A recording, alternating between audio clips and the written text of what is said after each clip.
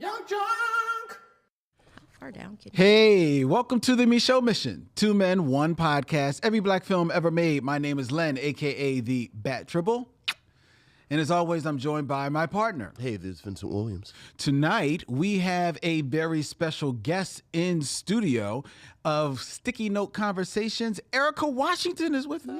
Yeah, welcome. Thank you for having me. Thank you for joining us all the way from Las Vegas here live in studio. Sin City. All right. Amen. Amen. And she is joining us tonight, missionaries, to review one of the biggest films of 2024 and still a big film here in the second month of 2025. It is Wicked, Part 1. Part 1. Part 1. Here for our review tonight on the Micheaux Mission, which is streaming live from Young Junk, Philadelphia's premier video podcast palace that is nestled in the town of Manayunk, which is surrounded by the city of brotherly love that is Philadelphia, which is the home of the E-A-G-L-E-S Eagles! Yeah, baby! You knew it was coming, dog. You knew it was coming. That's right. Super Bowl champions, Casey, all up in your hands. Oh, it hurts so good. Yes. Go Birds. Yay. Football. Go Birds. So there was a game this weekend, is what you're saying? There was a game? Oh, it was a game in name only because it was a slaughter. Yeah. It was Game of Thrones. It was the Red Wedding. It was everything. It was. So you enjoyed it? You enjoyed the game? God, yes. You enjoyed the game? Yeah, God. You were pleased. with So the outcome. here's the thing. In 2017, well, actually, it happened in 2018, but it was the 2017 football season. Sure. When the Eagles won that Super Bowl, Yes. I did not watch that Super Bowl. Okay. So I haven't seen them play a Super Bowl until 2 years ago when I watched them play the Super Bowl, and they lost. Right. Great game, but they lost. Sure. So to sit and watch them decimate. I was about to say, because it seems like it was just an ongoing thing. Like I kept getting updates, and it was like an ass whooping. So In the first half, Kansas City had 23 total yards of offense. which is not good for them. No, especially considering that the Eagles had 24 points. I know. At that It's point. amazing context clues. Yes. Oh, hey, Erika's here. Just let them, I want you to look, bask absolutely in it. do your thing, brother. I had to get it out there. I have not taken off this shirt in 2 days. You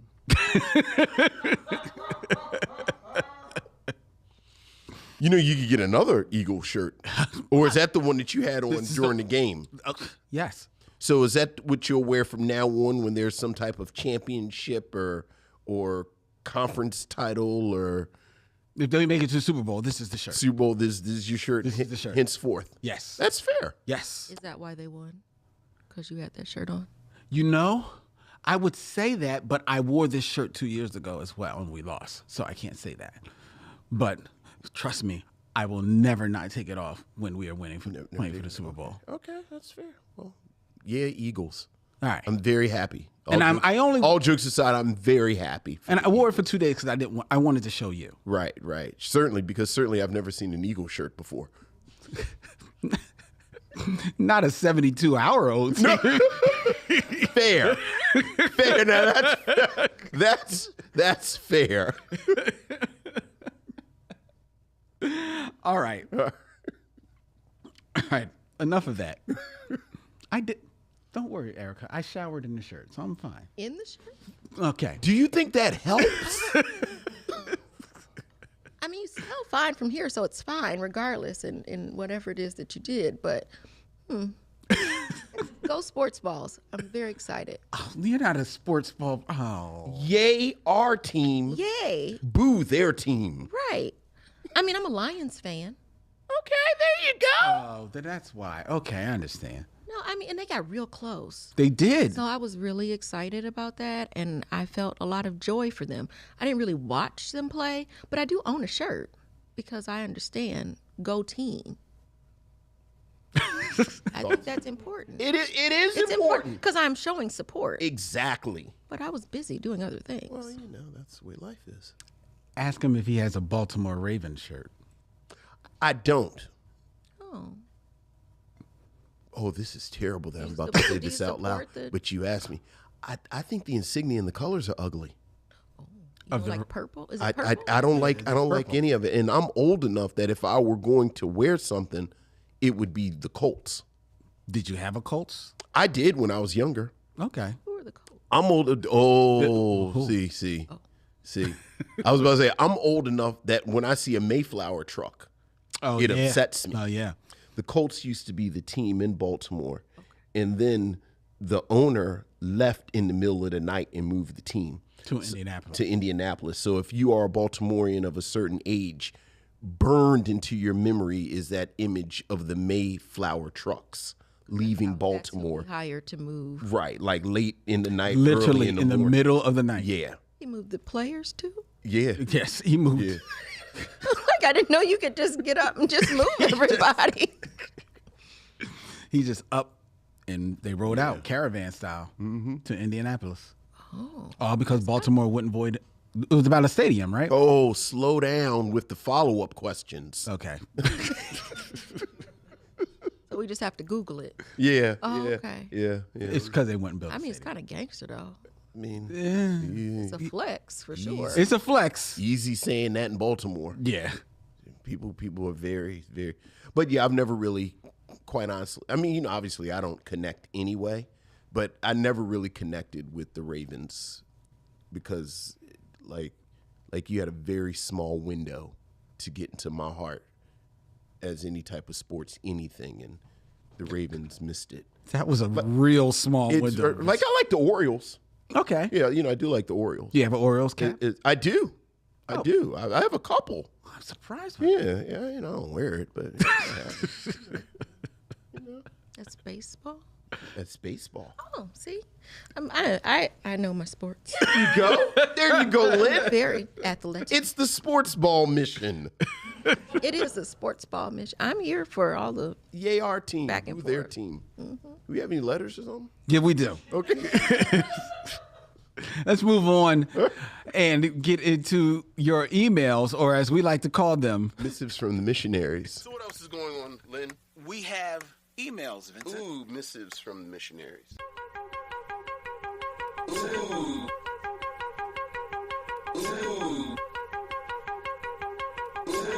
Missives from the missionaries.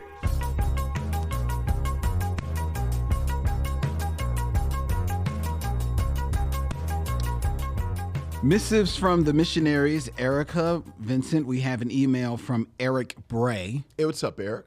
Hey there, men of Micheaux. In addition to Vincent's underwhelmed regard for the narcoleptic mumblings known as 50 Cent's rap game, Yes. I also shared his limited interest in most sports. Oh, see? Here you go, Lynn. It's a continuation of sports ball talk. Yay. Having said that, congratulations are in order for the Eagles Super Bowl victory. That's right. Go Birds. If I had a reason to root for one team this year, it was to cheer on the one from the same town as my favorite podcast. Oh, thank you, Eric. It's probably for the best, too, since I've heard rumors about fans from Philly. You wouldn't like them when they're angry.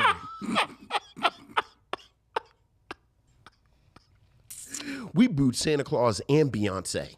That's Tough town. It's a tough town. very true.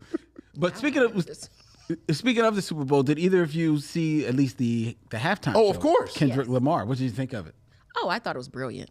Yeah? I thought it was absolutely brilliant. I think he told a whole entire story on the field that I think I'm glad that I watched it afterwards so I could really understand and see all of it because I didn't watch it live because I didn't watch the game.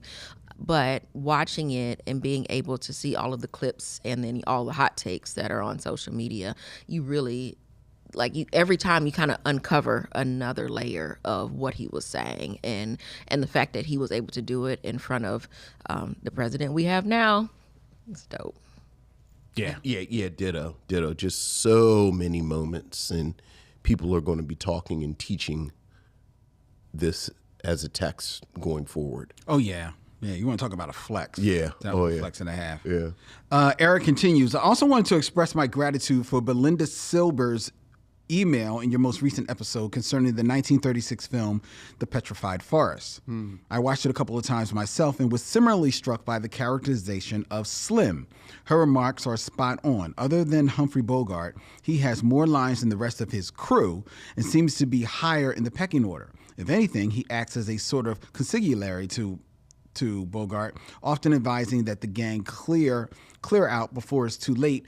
Counsel they would have been wise to have heeded in hindsight. Well, that's true. I also agree with Len that the scene where he mocks the chauffeur for looking to his boss for permission to eat was surprising.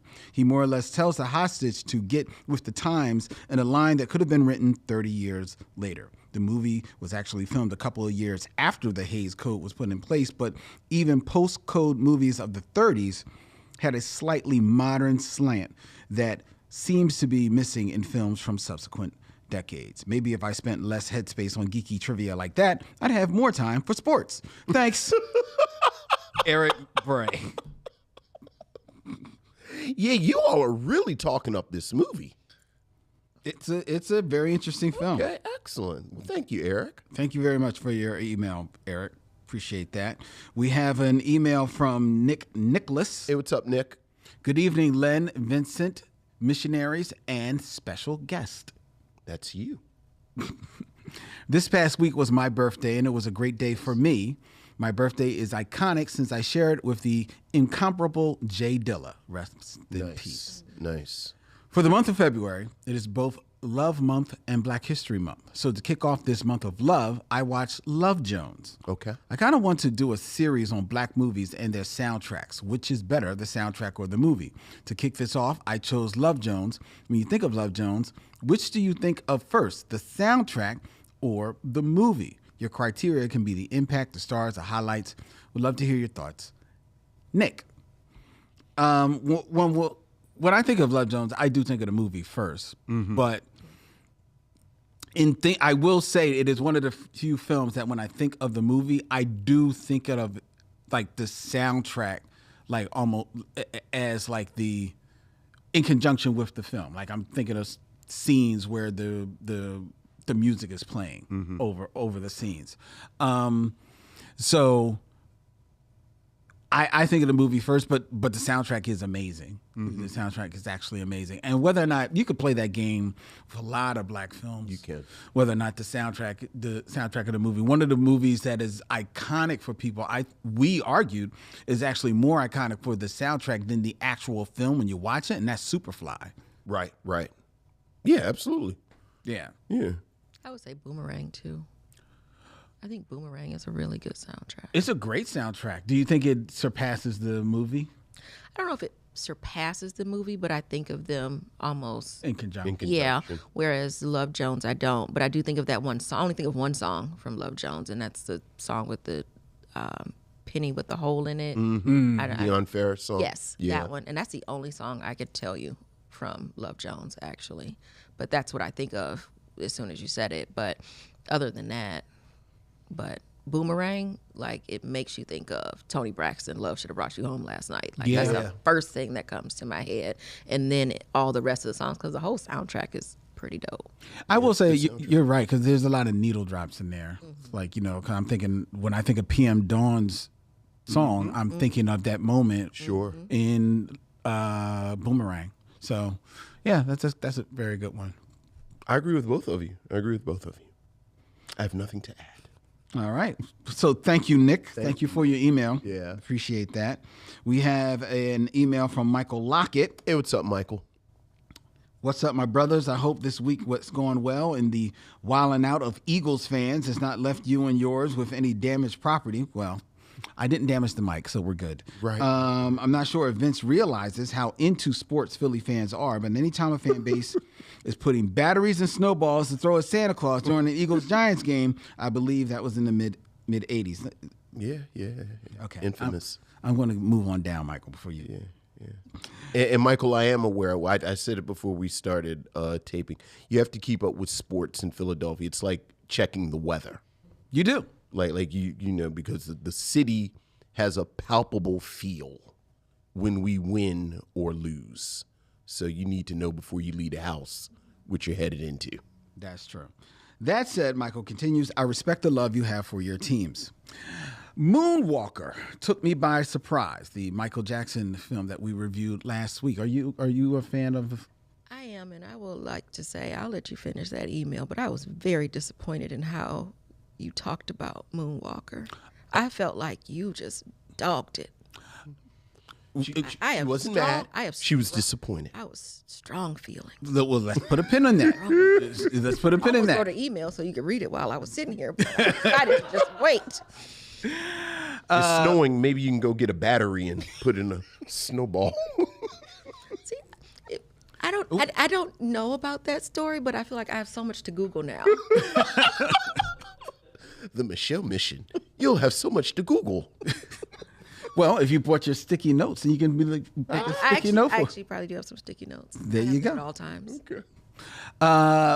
Michael says, Moonwalker took me by surprise. I had not seen this prior, and from time to time, I get nostalgic for Michael Jackson's music and his videos. As odd as some things might be, this is undeniably one of the most creative projects from a musician-entertainer we've had. Without this, I believe we do not have Lemonade by Beyonce. Oh. It's odd in some places in retrospect, but I feel it is because we are looking at MJ through the lens of 2025. During my time travels, I first landed with you two on Sprung. Unfortunately, this is a bad day at work for Rusty Kundif, as well as Tisha Campbell, Paula J. Parker, and Joe Torre. Given Rusty's other work, I like to think there were some other factors that made this as bland and predictable as it was. I believe that if his other films had been bigger successes, this failure would not have sunk his film work for the most part. Black people should be allowed to fail just like their counterparts. I then landed in the 60s with All Night Long. It's a cool movie in every way, and anytime we get anybody that was in Truck Turner, I'm here for it. I'm not feeling it as a black movie, however. I never felt Shakespeare's gaze and creation of characters outside of white people was good at all. Each of these films really is indelibly a microcosm of their time period in history. Do you two think there are actors who could have successfully navigated the changing styles and had real success from the 60s to the present? In my opinion, I would say Denzel, born in 54, Alfre Woodard, born in 52, Angela Bassett, 58, and Dennis Haysbert, born also in 1954, could have done it. Anybody else who not only could have gotten in the barely cracked door, but remained relevant and grew in the craft. All the best, Michael Luckett. Thank you, Michael. Appreciate your email, Michael. And just to answer this question before we take on the topic of Moonwalker, in regards to actors that I think could have maybe stood the test, like if they worked during this moment, that moment in the past. Working it during this moment, it could have worked in the past. That's the question, right? Right. I think, all the people that he mentioned, there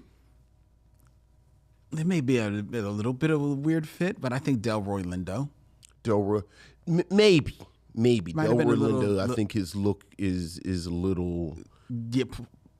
polarizing for too that time. Africanized, for that time, for that moment. Yeah, that's a good point. And this may be his name, Yahya Abdul-Mateen.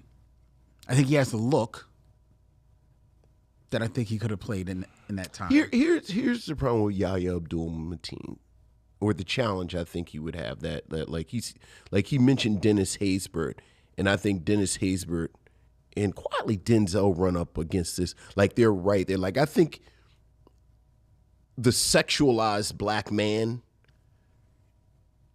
is having a real hard time in the 50s. Like, I think Sidney Poitier and Harry Belafonte were able to kind of navigate that space just barely. Mm-hmm.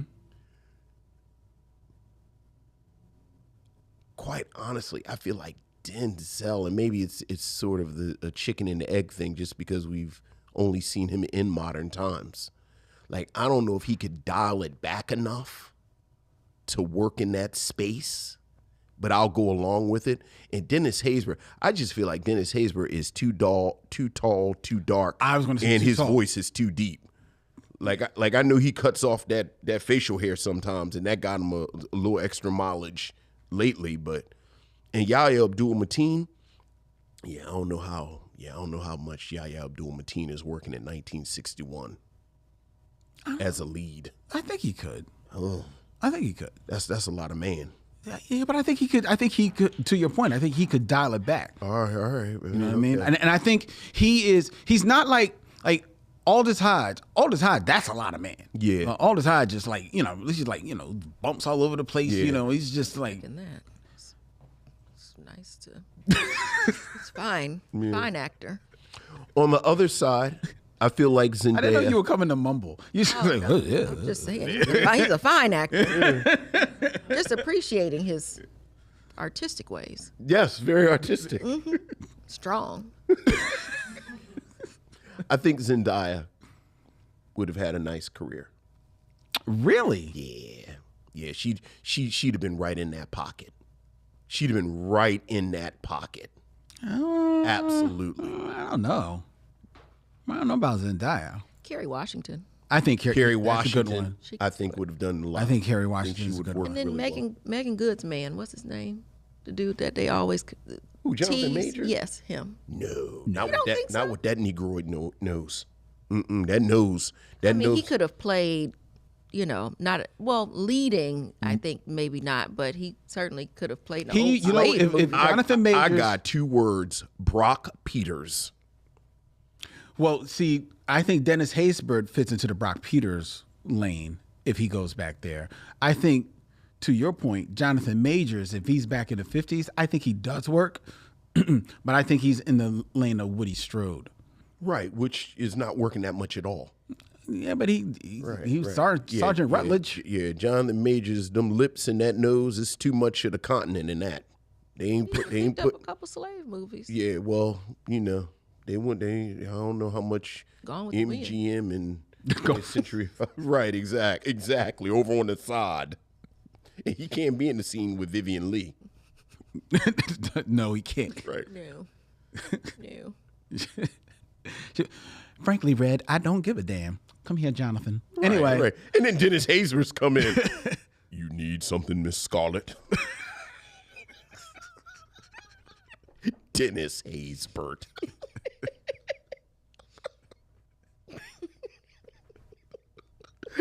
Yeah, cut.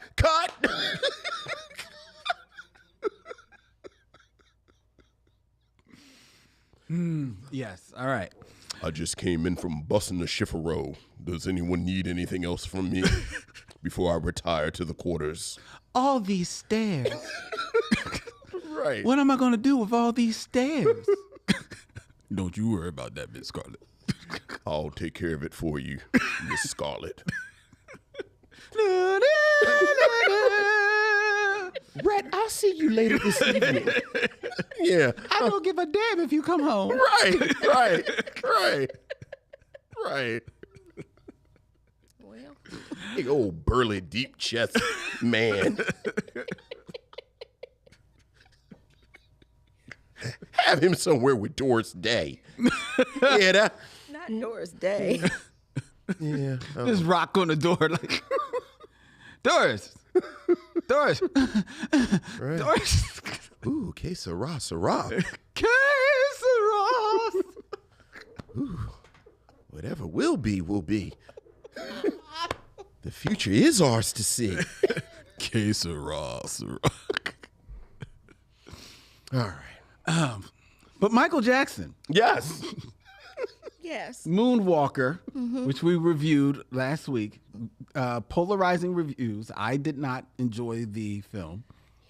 Vincent thought it was one for the ages. So something in particular you said, you weren't sure what the demographic was For the film. for the film. Mm-hmm. And I will say I was the demographic for the film when it came out. Mind you, it was 1989, so I was 9. And Okay. so I had this on VHS. I watched it incessantly. I watched it so much. And I will also say I have not seen it since probably the early 90s. Mm-hmm. So it brought back a lot of memories just you talking about it, because there are things I didn't even remember. And I haven't Like seen going in it. the cave. Yes, like going in a cave. I don't know if I remembered that. And I know I probably fast forward and rewinded. And I really loved, Smooth Criminal, because that was course. a really good part. But I also loved Speed Demon and the Rabbit, and all of that was just great. Like, I watched it incessantly. And so I do think that Moonwalker was meant partially for children a little bit, in that way that, he was, it was family friendly sort of situation, but it was, I guess, probably really innovative at the time, to do what he did. And I was a big fan, of Michael Jackson. So yeah, I love, that was probably one of the top 5, like, memories of my childhood, was having that VHS, because it was probably the first VHS that was mine, and that I could just watch whenever I wanted to. And so yeah, I loved it. And so to hear you rag on it the way that you did was difficult. It really was difficult, but I understand you have views and opinions, but I wish they would have been different. I just really wish they would have been different, because I just didn't understand how you just didn't see what it was. And the remake of The Bad with the kids, I loved it. Oh my goodness. I think that little boy, whatever his name was my little boyfriend in my mind. That when was I was adorable. 9. That was absolutely adorable. And I don't have I any. thought it was strange. I thought it was cute. Okay. It was cute. It's cute. That was absolutely adorable. And I really don't have any problem with the music videos that were in there. I love Smooth Criminal. Speed Demon is not for me, but I got what it was in the time, and Leave Me Alone, that is innovative as hell, right? So I love the music videos. It's everything around it, and let me tell you, you're not the only one, because I had to go to a family get together this past weekend. And as I walked into the Shamed when you went. my 2 sisters had a definite problem. Like, hey, Len, hi, good to see you. Good to see you. So what's your problem with Michael Jackson? That's right. Well, you're talking about Michael Jackson walking around with little girls. He was protecting her little girl. I was like, he was not protect. I don't know what you were watching. I think he was taking her with him to go investigate the noise in the cave. Exactly. Which sounds like a terrible idea. Yes. I mean, in hindsight, with all of the things that happened with Michael Jackson in later years, maybe. But at the time, it just felt like, it was a 40-something-year-old man walking around with a Michael Jackson didn't have an age, He was just Michael Jackson. He never really. He clearly had an age, though. It didn't feel like he had an age. He didn't think he had an age. True, there was that. But I don't let his I loved inexperience with a soccer ball fool you. Well, that was that part. So I didn't remember it, but after you said it, then I did remember that was a little odd. But I didn't know nothing about soccer at the time either. I was a little girl, grew up in Detroit, on the west side. So I didn't know if I had even seen a soccer ball, to be honest with you. So I might not have known what to do with it either. Well, neither did Michael Jackson. Yeah. So see how it was for me. There you go. There you go. Michael Jackson doesn't understand soccer. I don't understand soccer. We have so much in common. So much. Well, there you go. I'm glad that you enjoyed it. And, that's all I can say. God bless you. All right. We have one last email. Okay. Unless you had anything else you wanted to say about No, I have said my piece. You said your piece? I've said my piece. And we're good. Yes. All right. We are still friends. Nice.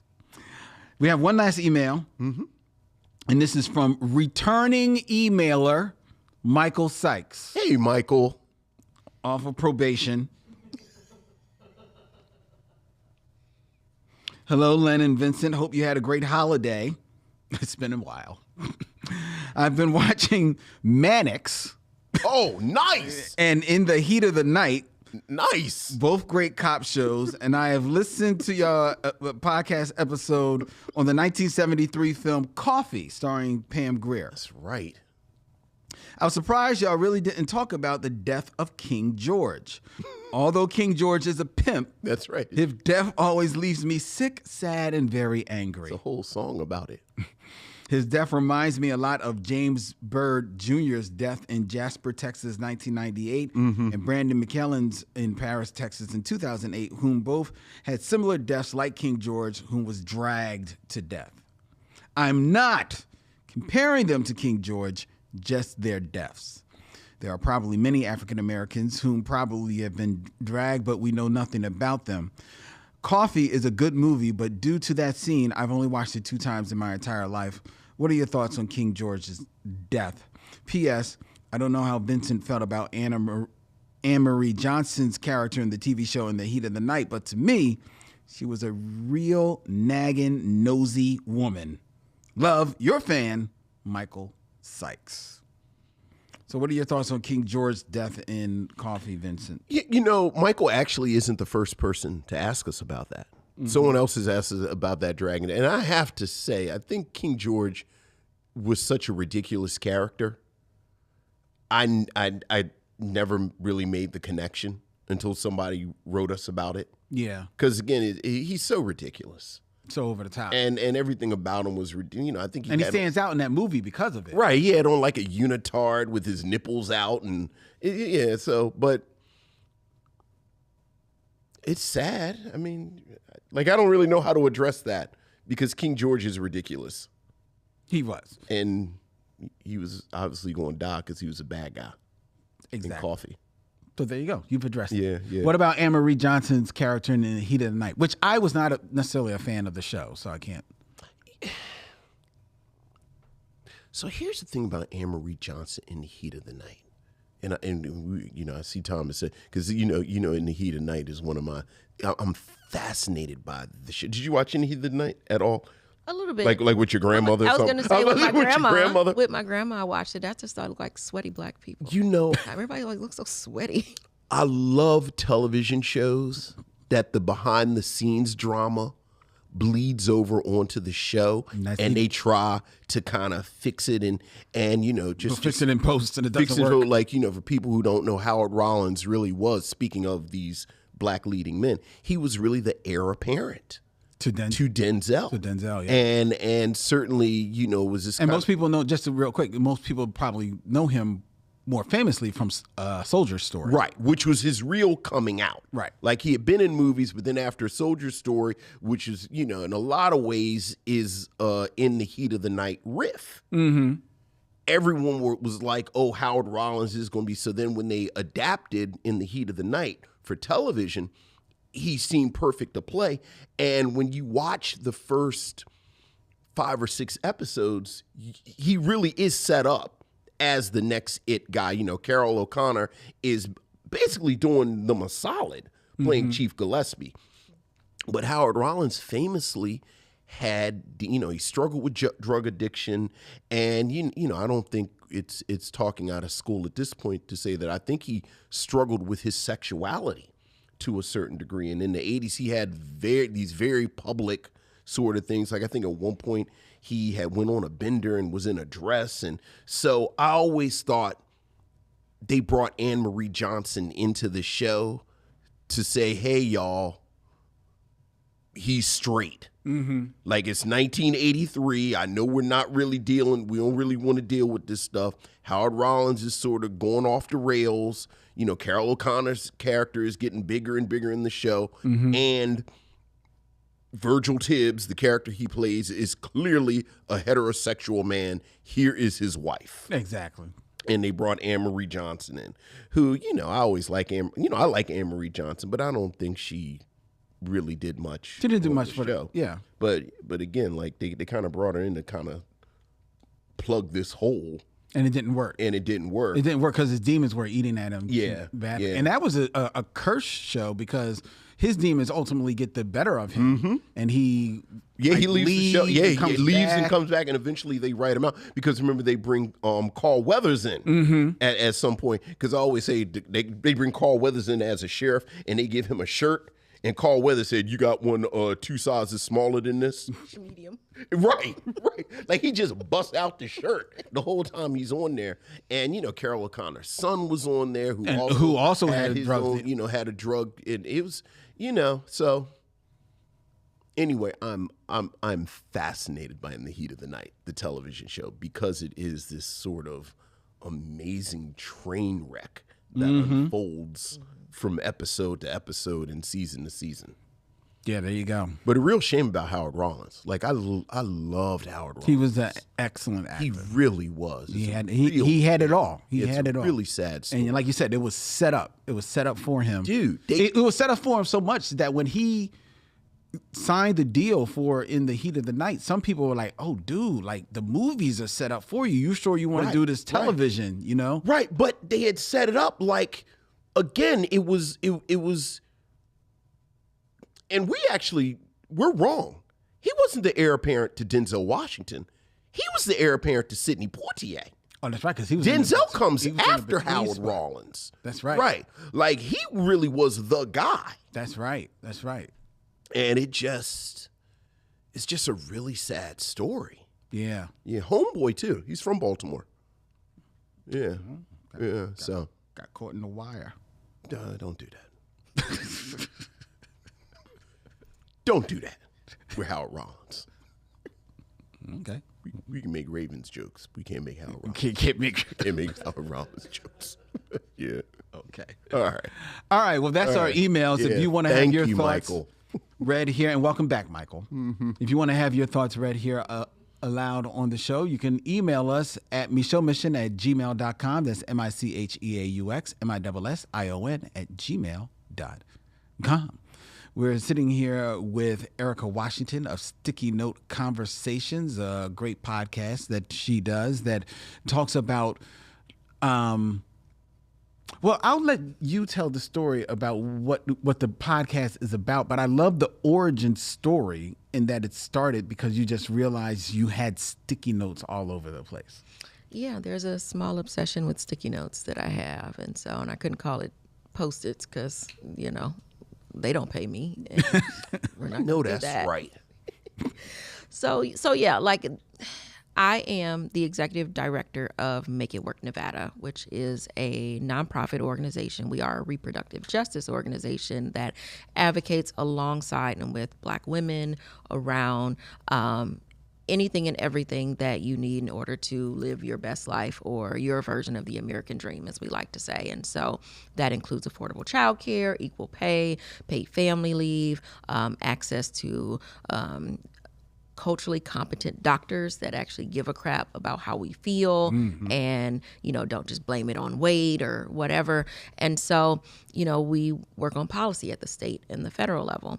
But also my background is journalism. And so I worked for the only Black newspaper in the state of Nevada until it closed, which was in 2014. And that was the Las Vegas Sentinel Voice. And that's how I learned about Nevada and Las Vegas. Like I said, I grew up in Detroit. I moved to Las Vegas in 2008. What took you to Vegas? Nothing in particular. Honestly, we just pointed at the map and figured out where we could live. And so my husband at the time and our 3 children moved there in 2008, but he had wanted to move and I didn't want to move, and he suggested Las Vegas, and I was like, who lives in Las Vegas? Like, who does that? It didn't make any sense to me.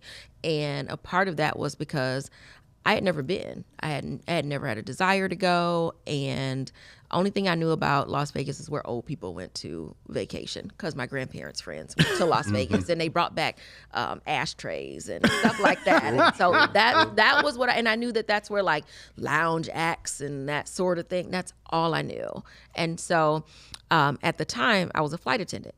And so Wow. I have lived a lot of lives. And so I was a flight attendant. And so we could go out for free. Flew out and we stayed in a hotel on the Strip. And it was one of those, when you do the seminar, so you get a free place to stay. Oh, Like the whatever. timeshare. Timeshare. That's what we did. And so then we did that. So we had a place to stay, and we took that time to just kind of look around. And we got a real estate agent to show us around and show us where we should live and shouldn't live. And so we did that, and we found a place, and everything looked so shiny and bright out there. Like it really looked new, because Vegas is not an old city, Right. number one. Mm-hmm. And number two, like a lot of the houses were built that people live in are built in the 90s and the 2000s. So everything coming from Detroit, this just looked shiny. So we got there, and then I couldn't find the black people. Like I had no idea where the black people were. And coming from Detroit, black people were everywhere. Vegas, not so much. And so found a beauty supply store, found black people. And You go. I found the newspaper, the Las Vegas Sentinel Voice. And so I decided I wanted to write for this paper. I had been freelancing, random here and there. And so I told a little bit of a fib, as I would say, in front of my grandmother. Mm-hmm. And because I kept calling and wasn't getting an answer, trying to talk to someone at the Sentinel Voice. And so a friend that I had met after I got in there, I was in like these mommy play groups because my kids were really small. She let me borrow her camera. She had one of those nice DSLR cameras. Nice. And she let me borrow it. And so I had reached out to a PR person because there was a show being performed on the Strip. It was a Jacarius Johnson show. I don't even remember the name of it, but Brian McKnight was in it, Vivica Fox, and the girl who plays Charmaine on The Cosby Show. I can't remember her name. And so the short one. Yeah, I'm looking right at her. Right. Because she was also in a different world. Yes. And so I reached out and I said, I'd love to do a story on this show because these type of shows are never on the Strip. Mm-hmm. And so she's like, okay, for who? And I said, I'm going to write it for the Las Vegas Sentinel Voice. And so I borrowed this camera. I went down. I took pictures. I interviewed everyone. So you told them you had the job. Yeah, I did. I told him. I said, I'm writing this story for Las Vegas Sentinel Voice. And so I went down there. I interviewed Brian McKnight. I interviewed all of the folks, Christian, the other dude there. He's in one of Tyler Perry's shows. I can't think. His name will come to me too. But I interviewed everybody. Like I stayed almost the entire day because I was also a little bit inexperienced in doing this sort of like work. And so I went home and I wrote the story. And then I just went down to Sentinel Voice to the it was a house that was made into an office, and I knocked on the door, and the publisher answered. His name is Ramon Savoy, and I said, "Here you go. I wrote this story. You should publish it, and you should pay me, and you should hire me." And that was all she wrote. And That's what I'm he talking about. became one of my favorite people in the world. He's a mentor to me still to this day. And I wrote for the paper until it closed. Nice. And so yeah. And so I love journalism. So he introduced me to all of the people that I am now connected to in Vegas. So I wrote stories about these people and followed their careers and realized that Las Vegas and Nevada is a really small place, and it's not out of the ordinary to be able to talk to the attorney general or senator or what have you, and that's not the same in a lot of places. And so I learned about the history of Las Vegas and how segregated it was, which I didn't know, because you don't have that expectation of a place like Las Vegas because it's not in the South. But it also has a nickname, Mississippi of the West. And so because it was so segregated, and so I learned all of this. And so I did this and did some other things until I got involved in doing social justice work. But it came along some years later that I realized that I missed journalism. I really miss interviewing people. Talking to people. Yes. And so I wanted to do a podcast, but I had no idea how to do a podcast. I bought a microphone, but I didn't really know what to do. And then I reached out to a friend of mine. His name is Will Black, and I told him I want to do a podcast, and he's like, okay. And he does music and engineering and all this editing, and I'm like, can you help me? He's like, sure. Well, tell me what you want to do. And I'm like, I don't really know. And I said, but I'll get back to you. And so it took me some time to figure it out, and I got back to him, and I said, here's the idea. This is what I want to do. And so this is, what was born out of it was Sticky Note Conversations, but also American Dreams, Reproductive Justice, which is more of a docu-style podcast. And so, but yeah, the name Sticky Notes is just because I'm obsessed with writing everything on sticky notes, and I put them on the wall or on my desk. And that's sort of my to-do list, because then I feel accomplished because I can rip it off and throw it away. And I know I actually did something. Nice. And so, they're colorful, and they come in so many different little textures. They got transparent ones and circle ones. They got the waterproof one. I love a good sticky note. Nothing like a good sticky note. I love it. All right. But yeah, that's my story. So I have since 2009, probably 2010. That was really the start of my radicalization and my political awakening, I guess, was getting to Las Vegas and realizing that there's so much that we don't know, and we're all just so siloed in all of these different places with all of these same struggles, but we don't get a chance to hear about them or talk about them because we feel like we're the only ones doing whatever it is we're doing, whatever that struggle is. And you realize it's not. And people don't think about that, especially in Las Vegas. Well, one, people don't think about what people do in Las Vegas besides what people come to do in Las Vegas. Right. But what do people who live there do, and what have their lives been like? Las Vegas, which is in Clark County, is the 5th largest school district in the whole country. Wow. The 5th largest. And so people don't think about that when you don't think about how many children that is. And so, and all of these parents that work, a lot of them in the hospitality industry, that they're so dependent on, everyone having, just play money to come and just have to throw away. If you don't have throwaway money, then you're not coming to Vegas. That's and right. If you're not coming to Vegas with your throwaway money, then children, aren't going to have what they need.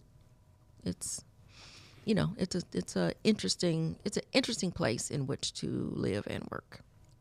And now that's your home. It is part-time. Okay. Part-time your home. So It's a part-time at home. So you split time between that and Detroit? Or? No, actually, I split my time between Vegas and St. Louis. Actually, that's a whole nother story. Oh, okay, all right. That's a whole nother story. But yeah. So I can't call myself bi-coastal because there's no coast on either one of those. Right. But yeah, I split my time between the two. That's where I was born, was in St. Louis, and so my uncle's there, and so close to family. And I'll be honest, I missed seeing Black people all the time. I know that's right. So I can see them all the time, whereas in Vegas you can, but you don't in the same way. And so it's just it's a different vibe. Sure. And so I grew up in the Midwest. I always considered myself a very Midwestern, East Coast type of girl. And so I miss seasons too. No. Vegas is too sunny. Well, welcome to the I was snow. about to say, we got something there's for you. snow outside, adds a little moisture to your hair. I'm not ashy. Yeah. It's a blessing. Have to stay moisturized. Look, you do. Amen. All right. It is now time for us to move on. Thank you for joining us, Erika. We appreciate that. We are going to get into the fun part of the show. Yes. Hey.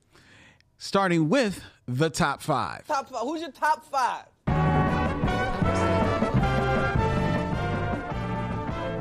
top 5 is. My top 5 is.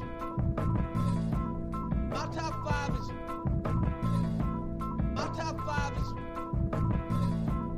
My top 5 is. My top 5 is. My top 5 is. All right. Before we get into the top 5, the actress that we were thinking of was Karen Molina White.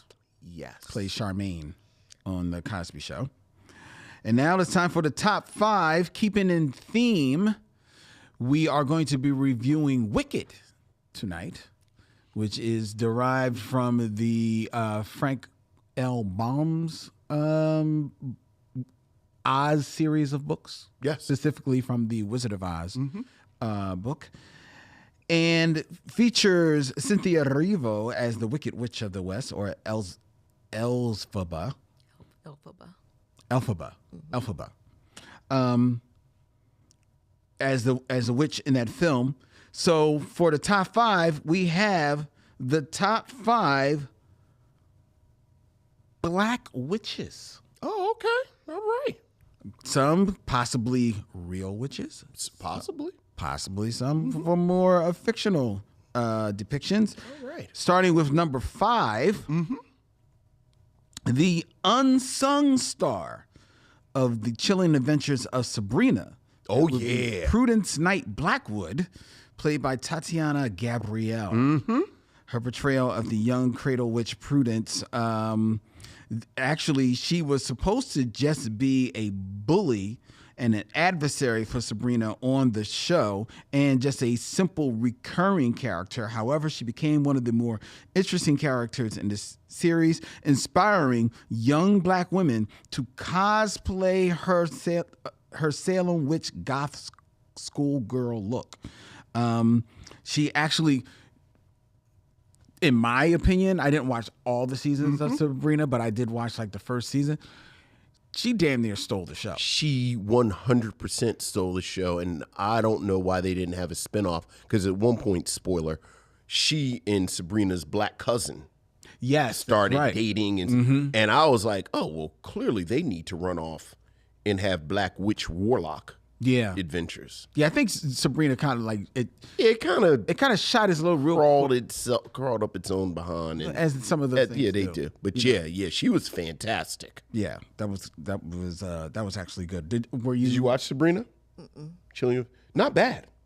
I never seen. I remember the white girl Sabrina. Oh no, this is a white girl. This is a white girl, but this is like it was like a horror retelling of the Sabrina thing. So not like the jokey show. Sabrina the Teenage Witch. It is Sabrina. If you remember, but like they reimagined it as a horror series. Remember a few years ago when the CW did the show Riverdale, which was kind of like this Archie 90210 of but Archie. A serious Archie. So based on the success of that, they went to the well again for Sabrina. Oh, I missed that. But had it more of a horror bent. And the other beautiful part about it is that it was on Netflix. So it could be like really lean into it a little bit more, that horror and that more eeriness to it, even though I think they ultimately did a crossover with Riverdale. But it was actually very good. But I think two things hurt it. One, as much as it leaned in because of Netflix, it still was kind of like set in that Riverdale world. So that tone sometimes would fall into it. And two, because Riverdale was on network television, it was in that cycle of we're creating shows every season. And I think Sabrina fell into that trap as opposed to taking advantage of the what streaming gives you is that option to like go away for a year, really recharge your batteries, and really cook and make sure that story is tight and the best story around. And I think they just, at the time that came out, they didn't take full advantage of that. So I think they shot their load too quick. Yeah. But it was good. I don't like horror things. Okay. You don't like horror? I don't like horror at all. Oh, then you wouldn't have liked this. I don't. I think it's scary enough to be black in America. I don't really need to go looking for things to scare me. It's unnecessary. That's fair. Speaking of being scary to be black in America, at number 4, we have the character of Letitia Lewis, also known as Letty, played by Journey Smollett from Lovecraft Country. Letitia may have been stubborn, but she was brave and had many memorable scenes in that HBO series, which tragically was only one season. Among them, Letty taking a bat to the cars of her racist neighbors in the 1950s Chicago. The scene where she stood in a prayer circle to free the trapped spirits of black folks unethically experimented on and killed by a racist white scientist. And probably one of the best scenes ever, Letty stripped this sinister Christine and all other white people of magic forever, locking magic in the hands of black people going forward. Lovecraft Country was phenomenal, groundbreaking, incredible storytelling, incredible acting, and Jurnee Smollett, an actress who we have heralded many times here on the mission, but this is some of her best work. Absolutely. And I did love that one though. I did watch that, Okay. but I had to brace myself with it because it was gory. Mm-hmm. And It was there was gory part, and I really struggled with that because I just don't like gory. But I did like what they were doing, and I think because it was historical, and I Yes. think that's what drew me I love into it. it. Yeah. And I was also just such a fan of Michael K. Williams. Like Sure, of course. I loved Michael K. Williams, so anything he was in, I was going to give a try. So and I love that movie kind of like that movie series allowed him an opportunity to really play against type a little bit. Yeah. Yeah. So good. So good. Oh, that was great. All right. Number three. Number three. Number three, we have two witches actually tied Okay. for number three. Moselle and Elzora from Eve's Bayou. I know that is right. another favorite Mm. with Journey. Yes. Moselle Baptiste Delacroix, Yes, sir. played by Debbie Morgan. Yes, And Lord. the powerful Elzora, played by Diane Carroll. That's right. Eve's Bayou gently teases the supernatural, but is remarkably accurate when it comes to its approach to root work. In the film, the term voodoo is inaccurately used, but I've also seen that as being due to the story being from the perspective of a 10-year-old girl. And actress Debbie Morgan lends a quiet strength and fierce empathy to her character.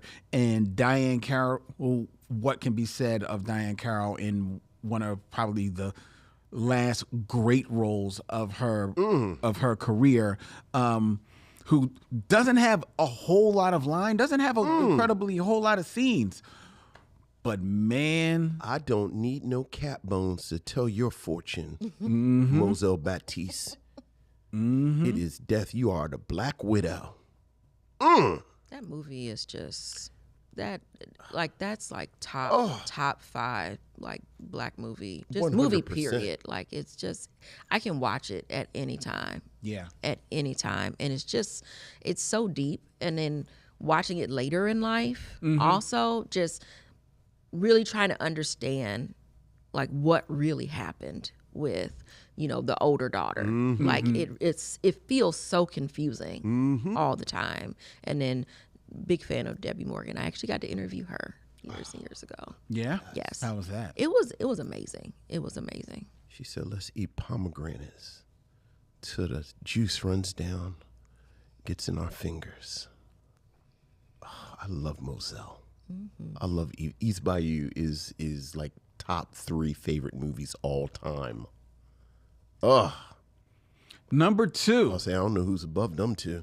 Well, number 2, now we move into the historic Okay. witches. I know. And at number 2, we have Tituba. Okay. All right. One of Fair. the most iconic Fair. figures linked Fair. to the Salem witch trials, occupies a complex space in history. Enslaved and brought from Barbados, Tituba's alleged involvement began when 2 young girls accused her of practicing witchcraft.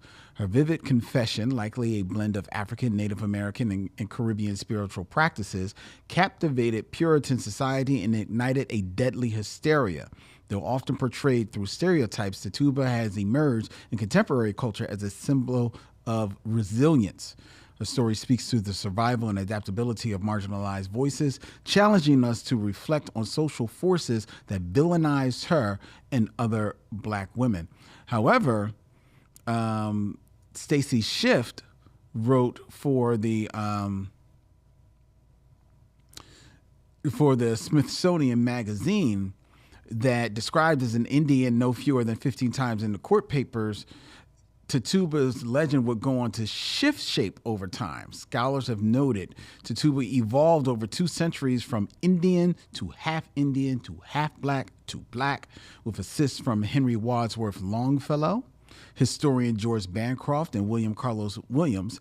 By the time Arthur Miller wrote The Crucible in 1952, Tituba was at that point seen as a Negro slave. So just saying that some ambiguity to her actual heritage, but definitely a story from historic fiction in regards to not fiction, from history, Right. of the Salem witch trials. And you're familiar with the story of Tituba. I am. Fascinating story. Absolutely fascinating. You covered, yeah. Witches in general in history, where it's like, is this a witch or is this just a powerful woman? Which is almost always what it is. Right, and then you kind of fold race onto it. Don't get me started. All right. But then, of course, number one was, speaking of the Super Bowl, I know who number one is. Super Bowl because it was in New Orleans. Go. Yes. Yes. That would be Marie Laveau, That's right. Voodoo Queen of New Orleans. Marie Laveau stands as an enduring symbol of mystical power and community influence. Born into a Creole family, Laveau lived between 2 worlds, practicing Catholicism while serving as a leading figure in voodoo. Known as the Voodoo Queen, Laveau's work as a healer and spiritual guide earned her a lasting reputation. Her influence spanned New Orleans' social spectrum, drawing both enslaved Africans seeking liberation and white patrons hoping for protection or favors. Today, she remains a powerful figure in the cultural and spiritual fabric of New Orleans, celebrated as an icon of resistance and community strength, and was famously played by Angela Bassett. Yeah, in American Horror. American Horror, yeah. I didn't watch that. That was too scary for me. No, I didn't. Erica. I certainly didn't see it. didn't I've never seen that, or like Black Mirror or any of those. So Oh, well, Black Mirror is horror. That's sci-fi. It can get scary. it looks scary. It can be scary. Look, the previews look scary, and that was enough for me. But I've also never seen I like American the cut Horror. of your jib. Look, I take what I see. I have to judge the book by the cover. I know that's right. Okay, fair enough. I'm not going to be up all night. I know that's right. I ain't mad at you. So Marie Laveau, Voodoo Queen of New Orleans, are number one. Black Excellent witch. number one. There could have been no Be other. no other. None other. All right. So you're fine with that list, Vincent? It's a good list. Always got to check with him. Yeah, good list. All right. Very good. All right. Are you okay with that list? It seems fine to me. Thank you. I mean, again, I love East Bayou, so yay. There. All right. All right. Then we are now going to move into the game of kings. That would be 6 Degrees of D'Urville Martin.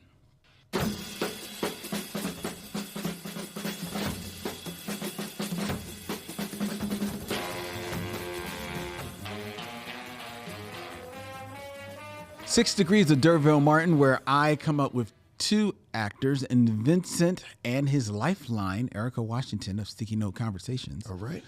have 6 films or less to connect them to that 70s warlock, Oh, yeah. D'Urville Martin. Mr. Black Magic himself. All right, keeping it in theme, Okay. Vincent, these are 2 actors that have in film played witches, Oh, okay. much like Cynthia Erivo and Ariana Grande Okay, in Wicked, which we will be reviewing in just a moment. All right. Okay. All right. Right. All right. You have your lifeline, Erika, here. Okay. All right. So, in 6 films or less, connect D'Urville Martin, 2. Sarah Jessica Parker, Oh, she did play a witch did play a witch. in what was the name of it? If I name it, you can't use it. I'm not going to use it because Okay, I know that's fair. where I'm going with her. Go ahead. Hocus Pocus. She sure was in Hocus Pocus. And Hocus Pocus 2. Okay. You want to take a shot or you want me to take it? Oh no, I can't do that. I mean, I can only think of like 80. Well, she was in some 80s movies, but I can't remember Famously the starred name. on Square Pegs on television. Yeah. Yeah, that's all I can really think Right. of. Well, from you know her 80s. from Sex in the City. Well, yes. And like, then I there know were who 2 she Sex in the is. City movies. Oh, I guess you can use those. Absolutely, because Sarah Jessica Parker was in Sex and the City with Jennifer They're so sorry. Jennifer Wait, Hudson. Black people. Yeah, That's the Jennifer only black Hudson. one. Yeah, and Jennifer Hudson was in Dreamgirls with Eddie Murphy, and then of course Eddie Murphy would have been in Boomerang. Boomerang with Leonard Jackson, and then Leonard Jackson. Remember, because Leonard Jackson was when Strange threw the panties at him, and then he stormed out the room. With the panties. And he took them with him. No. Jeffrey Holder. Oh, that's Jeffrey right. Holder That's put the right. panties in. Yes. He said, Yeah, he was like, Yes. But Leonard Jackson rushed out the Yes. room because he was appalled. he was the chemist, and she said, "This is sex," and she took her panties off and rubbed it across his face, and he was like, "I ain't go to chemistry school for this," and he stormed out, and then Eddie Murphy came out and tickled him. He said, "Marcus, you devil!" But Leonard Jackson was also in Five on the Black Hand Side with Derville Martin. Very good, Vincent. Very good. There you go. Very good. That is how the game is played. All right, Vincent. Because remember, the Sex and the City movies, they had been complaining for so long that it was no black people on Sex and the City, which I never understood. They didn't need like Sex and the City are like girls, and they talk about ain't no black people in. Like, why would black people want to hang around these people? Of course, ain't no black people on there. But I'm sorry. So then they stuffed all these black people in it. Well, and it was Jennifer Hudson's worst role because she was Louise from St. Louis. It was awful. She was written bags. It was so awful. It was so awful. I am a fan of Jennifer Hudson, but I have to correct you a little bit. Oh, sorry. That's not her worst role. Her worst role was playing a nun in the Three Stooges movie. Oh, I didn't even see that. That's unnecessary. It's okay. No one on Earth saw it except Lynn. I didn't even know it existed, actually. No one knew it. I didn't know it existed. I'm not really sure it exists. It does. I don't know that I love her acting so much. It doesn't feel, it feels contrived maybe. I don't know. It feels she's trying too hard or something to be like sort of country ghetto or something, and it just doesn't feel right. And so I agree. I think she's a good personality. I've never actually seen her talk show, but you know the Spirit line is great, and so kids seem to love it. And so I think that's a better route for her. She's a good singer. I will say the Aretha Franklin movie was good. I didn't see I that. still haven't seen it. You haven't seen it? No, speaking of Cynthia Erivo, My I goodness. saw Cynthia Erivo's, which I thought That one I didn't see, I thought it was surprisingly good. and I was on the fence about seeing it because it didn't feel like it It would was fit. surprisingly good. Interesting. Yeah. I guess I'll watch it. Yeah, but who else is a witch besides Sarah Jessica Parker? Who that's quite a pull right there. Well, here's another one. Hopefully, see if this is a little bit more challenging. In 6 films or less, connect Derville Martin to Two. Mila Kunis. That's the girl from that 70s show? Yeah. What was she a witch in?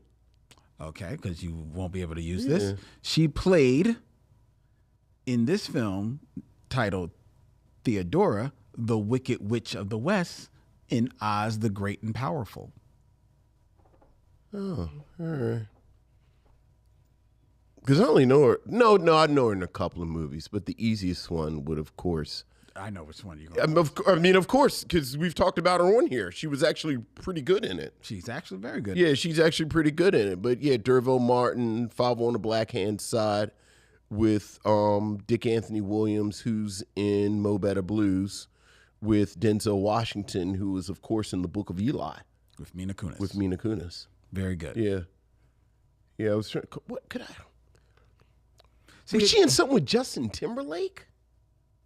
I mean, probably, but I don't know all like her movies. The movie I was actually thinking in, she was in the first one, was it? Oh, she was also in Ted with Marky Mark. She was in Ted. Yeah. She was in Ted. So I could use Marky Mark. I know you love Ted. Love is strong, but Ted entertains me much. I'm a little ashamed by how much Ted entertains me. Yeah. Like Ted 2, Ted the television show. I know. You just, for some reason. I know. It's really lowbrow, but it does. Hidden facts. Yeah. I actually thought that she wasn't bad, and I wanted to look it up to make sure this was the film. The Spy Who Dumped Me with Kate McKinnon.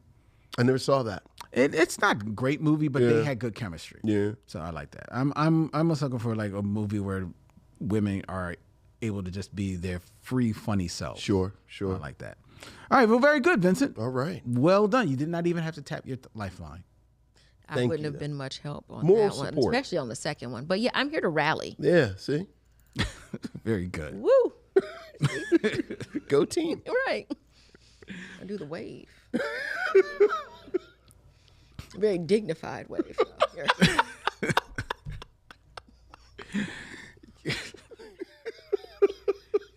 You said you were like a airline attendant? A flight attendant? A Yes. flight attendant? That's what I saw right there. It was like, Well, that's, you got to do the two fingers. Can I ask you something Sure. about being a flight attendant? I know we got to go. I'm here. We were just talking about this. Wow, who was I talking about this with? Whenever there's turbulence, you asked and me.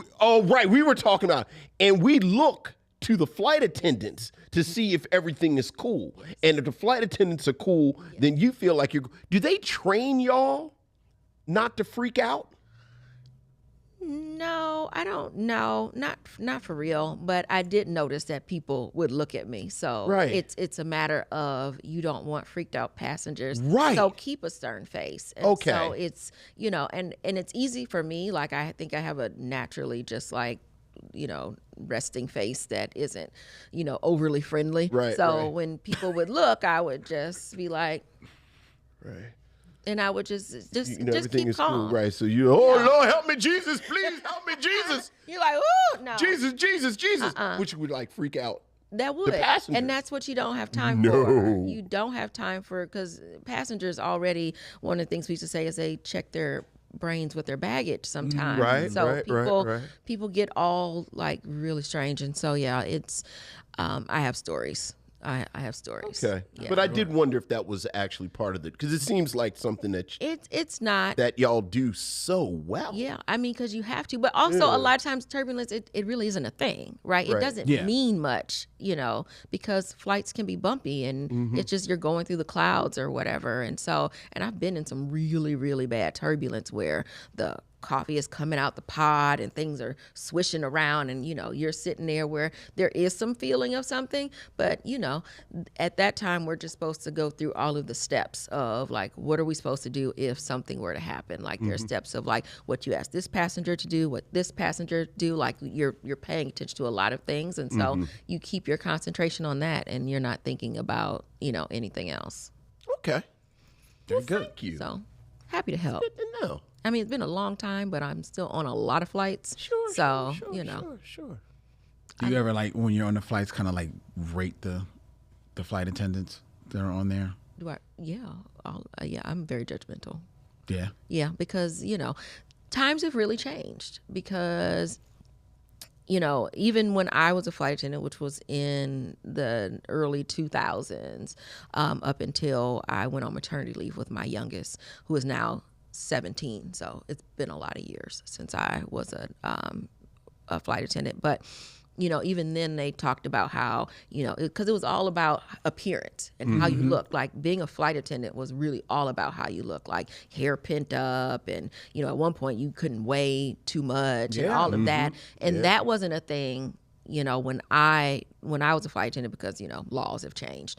But it was still very much The culture. Yes, you have to present yourself in a certain kind of way. And so I see some FAs now and I'm like, Times have changed. Look at you. not even combing your hair good type of thing. That's what I start to feel like my grandma a little bit. But yeah, people are a little sloppier than they used to be, and it feels more like a fast food job sometimes that you see as opposed to fine dining when you go out. There's a big difference when you go to a 5-star restaurant with 5 dollar signs next to it, as opposed to going to Applebee's. And so that's sometimes what I think it feels like, even if you're sitting in first class, and it's a little bit of a shame. Yeah, I did notice that the last time I took a flight, that like there was not even like a uniform like regularity to how they dressed. Yeah, sometimes. So I do judge them. I just need you to hand me the can of ginger ale when you pour my ginger ale, because I'm a grown adult man and I want a whole can of soda. Well, they try to make it stretch so that like you hand me that little cup with this, and then like, can I have But if you ask, you'll usually get it. I know, but then now it's this energy. Like suddenly I'm greedy. You're right. Like I'm greedy because as an adult man, I want an entire can of ginger ale. Okay. I always gave people the whole can. Good for you. All right, let's get into our review of Wicked. Woo!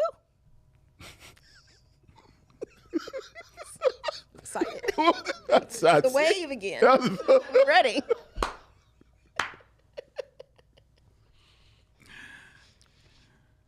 Wicked. Woo! A 2024 American music fantasy directed by John Chu and written by Winnie Holzman and Dana Fox. It is the first installment of a 2-part film adaptation of the stage musical of the same name by Stephen Schwartz, which was loosely based on Gregory Maguire's 1995 novel, a reimagining of the Oz books in the 1939 film The Wizard of Oz. The film covers the musical's first act. It stars Cynthia Erivo as Elphaba Throp and Ariana Grande as Glinda Upland, with Michelle Yeoh, Peter Dinklage, Jeff Goldblum, Boyan Yang, Marissa Bode, and Ethan Slater and Jonathan Bailey in supporting roles, set in the land of Oz before Dorothy Gale's arrival from Kansas. The plot follows Elphaba, the future Wicked Witch of the West, and her friendship with her classmate Glinda, who becomes Glinda the Good. This film grossed $723 million worldwide on a $150 million budget, becoming the highest grossing Oz film, the highest grossing musical film adaptation of all time, the 12th highest grossing film released by Universal, and the 5th highest grossing film of 2024. Its sequel will be released in November of this year, and it has garnered 3 Academy Award nominations for Best Picture, Best Actress for Erivo, and Best Supporting Actress for Grande, and was the selection of our guest of Sticky Notes Conversations, Erika Washington. Erika, what have you to say of Wicked? Woo! Loved it. So I'll start by saying that I am a fan of musicals. Okay. Like, I love musicals. Any chance I get to New York and see a Broadway show, I'm going to do it. I also have a very extensive playlist on Spotify that I use, and that's what I work to usually. When I turn on music, I turn on, it's called Writing My Happiness, and that's where I do the majority of my work, is listening to musicals. There's something about it that energizes me and inspires me, and I can listen to it in the background, and it's not distracting, right? And so I have listened to the Wicked soundtrack for years, years and years and years. So I already knew all the words, even before I'd ever seen the show, like on a stage, I already knew all the words. And so, but actually being able to see it, and I think seeing it on the big screen, first thing I'll say is like the cinematography is beautiful. Like it's so pretty to look at. And, it's just grand, the whole thing. And I think that the casting was also excellent. I think that even looking at like a lot of the extras, the munchkins, there was a lot. They're very colorful. You know, it was a lot of DEI, I guess, in there. Like there's just a lot of diversity in the cast. And It was made the right year. yeah, and it right. And so I loved all of that. And although I had known, again, all of the words, it was different Yeah. to watch it. And when I watched it, and the reason why I even suggested this movie for this show, talking about, you know, Black films, is because how it made me feel. Okay. And with Cynthia Erivo playing Elphaba, it took on this space of really feeling like how Black women have been treated for hundreds and hundreds of years. And it was really just off the color of her skin. That really, she was not deformed in any way. She didn't, you know, no one even thought of her as a witch. Like no one cared about magical powers, even though she showcased them as a child.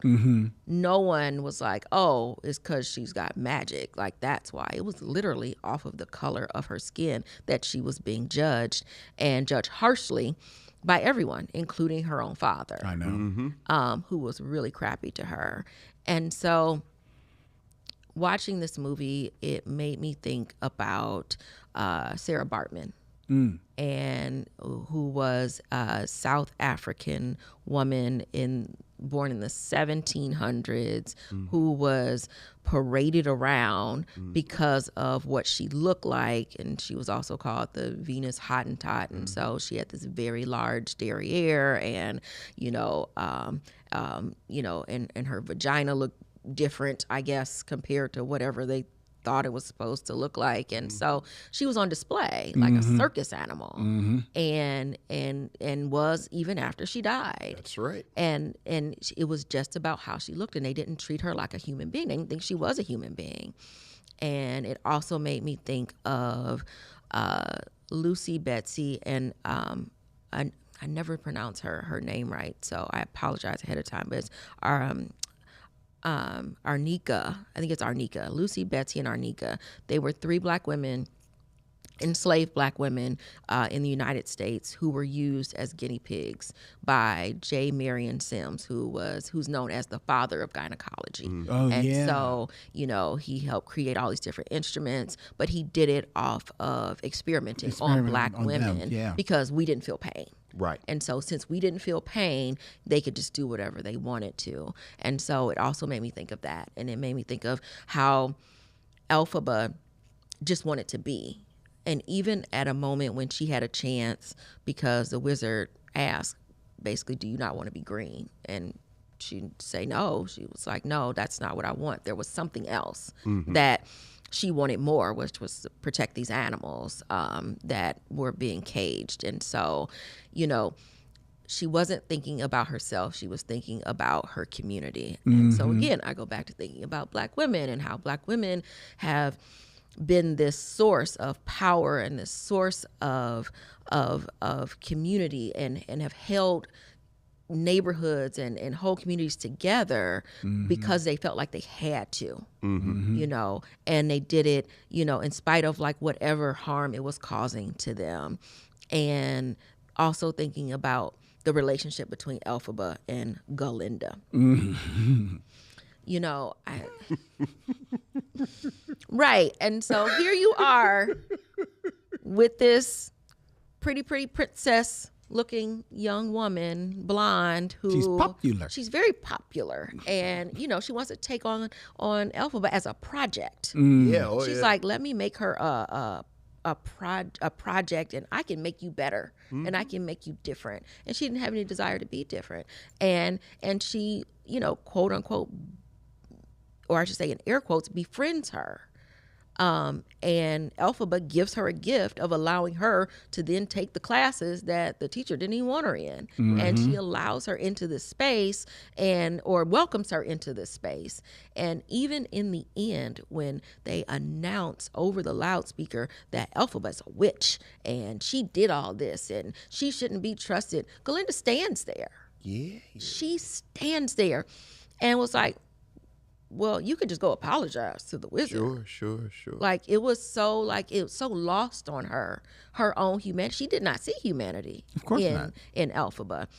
And so all of this for me just sort of like brings home just this cycle that I've seen constantly, especially in the work that I do, and especially thinking about politics and how the 92% of Black women that shows up in elections and, you know, not even just this election, but every single one of them. Right. Yet, and that's, we're thanked for 5 minutes and the whole trust Black women and that sort of, it's a campaign because it's a fad, but then it goes away. And so, but we don't feel that sense of unity. You know, I also think about Ain't I a Woman, you know, and think about, you know, that speech about, you know, am I not as deserving for a man to hold a door open and to not be caught in the rain and that sort of thing. And that came around the time of, you know, women's suffrage, of white women trying to advocate for the right to vote for themselves. And when it came down to it and they had to choose, well, if we give you the right to vote, we have to, like, you can't have Black women a part of this. And so they just like, okay, no, not y'all. Like, we get thrown off to the curb because, you know, we need this one thing. And to me, that was Galinda. Galinda was 100%. Galinda was like, so yeah, I'm going to stay, because she saw what happened. She was there for the whole thing with her own eyes and saw everything that happened, and she still chose the side of what was good for her and not good for the whole. And so for me, it just it really resonated in this way so deeply that I was just like, I wonder if other people see this. Like, do you see what I see, and can we use this as a vehicle to talk about it? And I don't know if change will be made so much, but is it clear enough on this giant screen where millions of people had to see it with those type of numbers, right? And probably saw it more than once. Did they see like how self-centered certain folks can be, and you're not including the whole of everybody when we're talking about fighting for what's right and what our rights are? Because if it's good for Black women, it's good for everybody else. Well, I think that you're right. Millions of people saw this film, and I think there's going to be an audience that are going to see the connections that you made, but there is also going to be an audience, and we can argue the percentages, that just see this, reimagining of the Wizard of Oz, and you know, like, they made the good witch, now she's actually kind of like the ambiguously bad witch, or what have you, right? Or they're going to look at it and they're not going to see the color, right? And whether or not that's because of the privilege of not really having to associate it with it in that way, or because they can tell themselves, yeah, but Cynthia Erivo's green in the movie, right? And there's no other real prominent Black person of color in this film, or, you know, I have to say Black presenting in this color in this film. So I think That's the point, though, right? Because there's plenty of Black people in the movie, right, but they're there, but they're not. but these are the others. But here we are with this person who actually looks different, and she's actually different than the other, because even her sister, Yeah, but I her know. sister's, About to but her say. sister's light skinned, Very light. very light. very light, and I Like thought, noticeably. Yeah. and I actually was a little. What bothered me a little bit, and I had to remember, like, it's a little bit in the stage play, that there wasn't more of a relationship between the two of them. You know, in the film, especially when people are coming down on Elphaba, and you're like, and they cut to the sister, and the sister's not reaching out to her sister. She wanted space from her too, Right, because she she was wanted to- tired of being around the different person. Right. Yeah, but she wanted space, but she was also, I guess, at the same time, she is seeing how she is being a little othered by the Munchkin guy that is coming on to her because of his fakeness of why he's involved with her is only because he wants to catch the eye of Galinda, because he is being as phony as white presenting people tend to be in this film. This was I saw it on stage and fell in love with the whole story of it. And I love, like you just said, like you spoke earlier about liking historical fiction. I like historical fiction, but I also like reimagining something, even if it is fiction, and looking at it from a different lens in the way that this reimagined The Wizard of Oz. So I appreciated that. But I too could not help but see the othering of Elphaba and being taken in by it, the fakeness of Galinda, who, as fake as she is, I'm gonna go out and Vincent, you came in earlier to saying it. She gets on your nerve because that's how good a job Ariana Grande is doing in that role. She's nominated for an Academy Award, and I think it's well deserved. But so is Cynthia Erivo in this film, and the emotions that both of them are putting through in this film is palpable and bleeds off the screen. And actually, that is what kept me invested in the movie. The yin and yang of this black woman and this white woman. Yes, that story was like, it was excruciating to witness, but I too, like you, wonder, are people seeing the threads that are being laid down here, especially because, at the end of the film, the black woman, the wicked witch, the othered, is now in all her supreme power at the end. And, as much as she is still in her wicked witchness, she's the one that's flying off with the cape. She is the hero at the end, right? She gets the superhero moment at the end.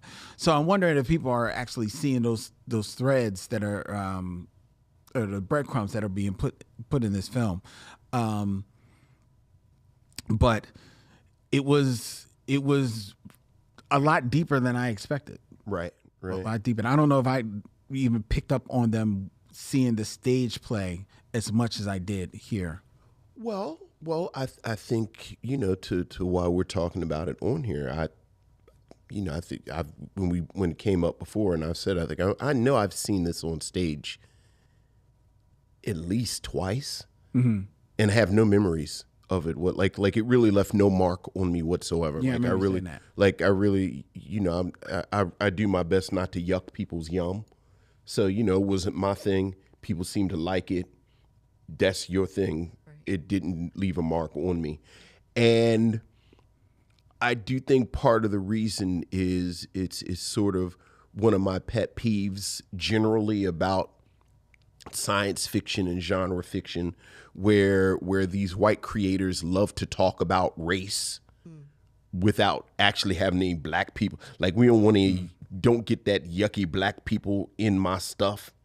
And I do think as a text and historically, this has been a story where they talk about, we need to celebrate diversity, and, this person's being picked on because they're different, but we don't have any black people involved in it. And it fell under that.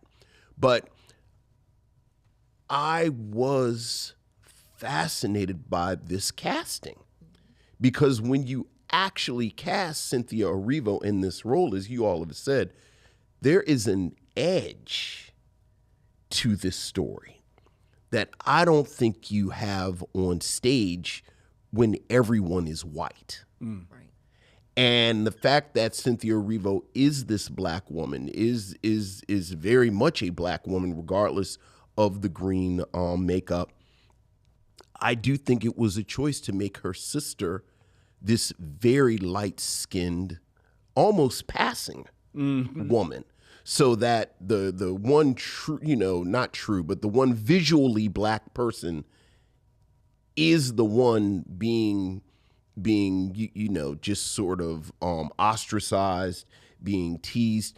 and to being set up, and this Galinda character who textually is set up as this kind of fake, superficial character. When you contrast this very blonde, very white, very pink wearing, ultra feminized, very fake character with Elphaba, but now being played by a black woman, there is this wonderful edge to it that, I'm not going to go so far as to say, I loved it, because I do think like 2.5 hours. Like I don't know if the juice was worth the squeeze for 2.5 hours, but it certainly kept me invested way more than I think I would have been if Cynthia Erivo was not cast. Mm-hmm. Having said that, the irony, or to contradict myself, I think Ariana Grande is better than Cynthia Erivo in this. Like, I think Ariana Grande was actually great in this role, and she's got this pep, and she's got this sort of real tongue-in-cheek performance that she does in it, and I think Cynthia Erivo is good and everything, but this sort of dynamic between them, I thought, I was like, Cynthia, I need you to bring it a little more, because Ariana Grande is really killing it. But besides that, much like you, and I figured this when you heard, like I knew, like, this was printing money, and they knew it when they made it, and you can see it on the screen. The set design, the costumes, the cinematography, the direct, this. Really, this is something that I thought justified attaching itself to an old classic film like The Wizard of Oz, because it was a big production, and it was, just everything was big about it. And I appreciate that just on the level of craft, just on the level of craft. So, I 100% get it. The details of it were beautiful. The library, the place where the books are, like, it was just beautiful. Like there was so many, rare books, right? Exactly. And so, seeing that and seeing how much time they put into it, and also knowing that they filmed both of them back to back, that feels unusual. I don't know how often that actually happens, where you film such a big movie and then you film the sequel at the same time, because they already knew, like, this is this is gonna be it. So whoever really invested into everything, which I appreciate. And I to your point about Ariana Grande, I do think she was amazing. I think that she's an amazing actress. She's an amazing singer. Like, I think people don't sometimes give her the credit because she is sort of flouncy and what have you. I am people. So okay, people such as yourself that don't give her that credit, because she's also done a lot of like poppy type stuff, right? Yeah. And so, wasn't she like a Nickelodeon kid? Yes, yep. she was. 100%. She was. And so, this gave her a chance to do more. Whereas Cynthia Erivo, she's been out there, right? And this is, and you expect it. You do, and also I didn't know how I felt about her before this. the actress, because there was something that happened. I think it was around the time when she filmed the Harriet Tubman movie. Yeah, or was it called Harriet. And she said some things about African American people that really British. because she's British, and so that really turned me off from her as a person, because I'm just like, well, why do I want to see your movies if that's how you feel about us? But also understanding the same way I said earlier about us being siloed, non-African American people don't know what that struggle is to be Black in America. And so, but then you can come here and play a Black person, that has lived in America, but you still may not get it because life is not going to be the same for you. Your life was, or your ancestors weren't destroyed in the same way that ours were destroyed. And not just talking about slavery. We could also just be talking about, you know, the late 1800s into the 1900s and Reconstruction and all of that. And so there's so many layers to that. But I will say that she just really didn't sit well with me. And so probably why I didn't see the Aretha movie. But I saw her in this and I was like, okay, well, she's fine, I guess. You know, I like her well enough. But I mean, I think she did a good job. I don't know if she was less than Ariana Grande, but I will say that I appreciate her doing this movie. And I think that if it would have been, you know, a non-Black woman, I wouldn't have felt what I felt about the movie. I wouldn't have even, I don't even know if I would have saw it the same way because again, I've listened to the cast recording forever and I love Idina Menzel. I love her voice, you know, Rent, all of the things she's been in.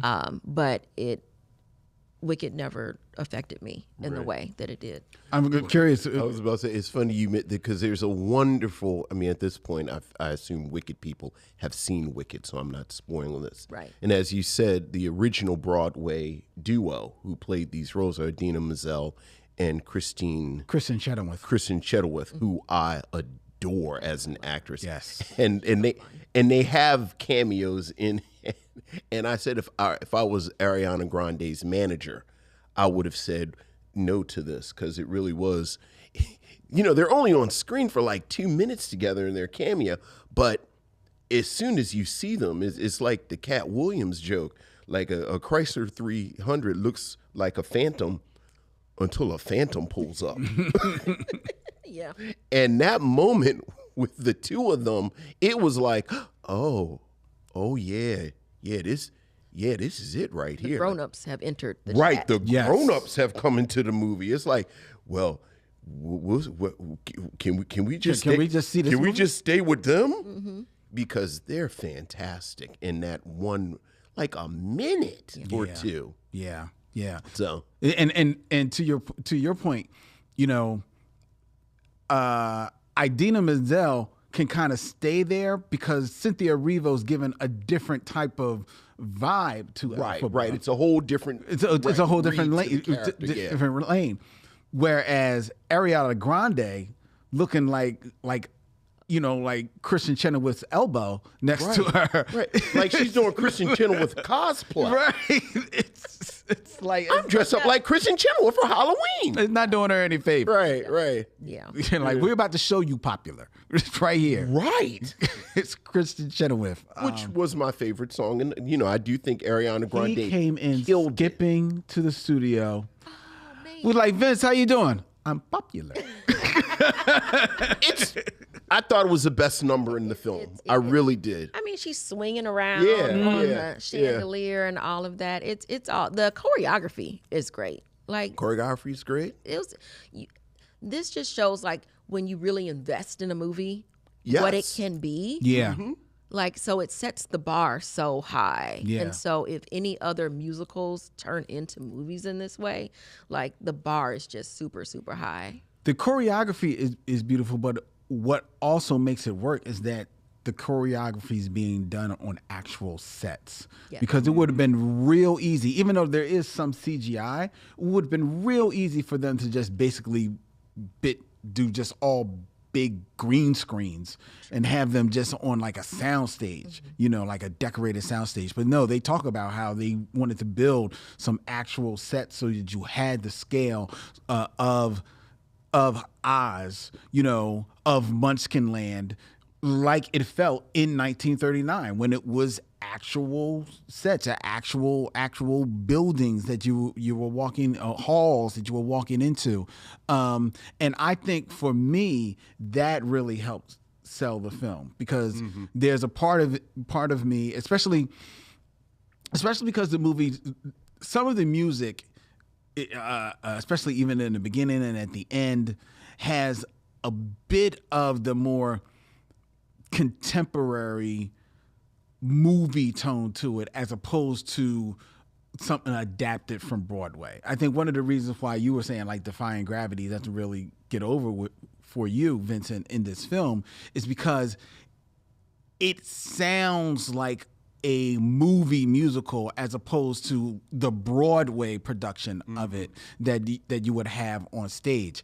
And the film, when it starts off, some of the music has a little bit of that vibe, almost like the Hans Zimmer vibe to me in the beginning. So I was like, oh, where are we going with this? But then when you actually go to the actual sets and you see the people dancing in lands and then on the windows and everything like that, it's like, okay, all right, y'all build out the Broadway play the right way, and now I'm in this universe. I'm in this world. I'm just not watching a movie. I'm inside the play, and I really appreciated that. That's what got it over for me. Yeah.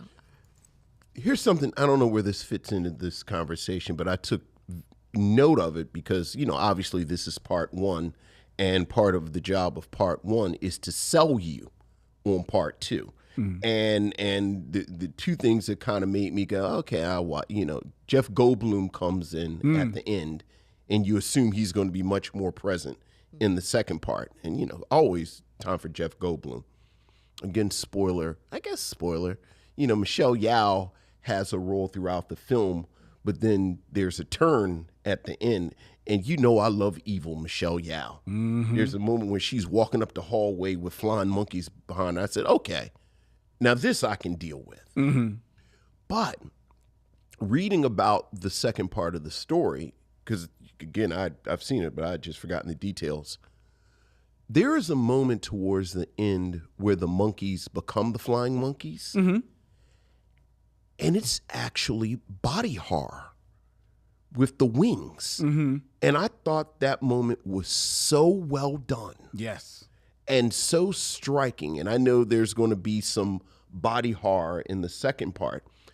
And I appreciated in this huge, big budget thing where you have to assume accountants and lawyers and studio people said, we got to sell pajamas, we got to sell lunch boxes, we got to do all this stuff. They had this moment of pure horror. Again, pure body horror, because that's what the story demands. And I appreciated that because I do think oftentimes with these big hoo-ha films, they play it safe.